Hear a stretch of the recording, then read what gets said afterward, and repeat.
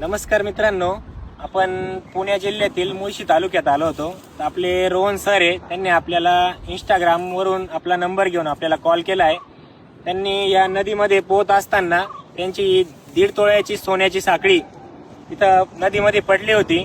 तर त्यांनी आपला नंबर इंस्टाग्रामवरून घेऊन आपल्याला कॉल केला आणि आपण एक 5 मिनिटामध्ये त्यांचीवाली सोन्याची साखळी काढून दिलेली आहे. तरी त्यांना विचारा आपलं काम कसं वाटलं त्यांना.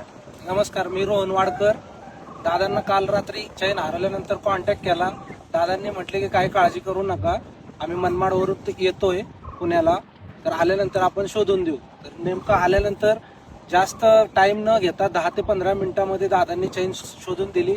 त्यांच्याबद्दल हार्दिक अभिनंदन आणि थँक्यू.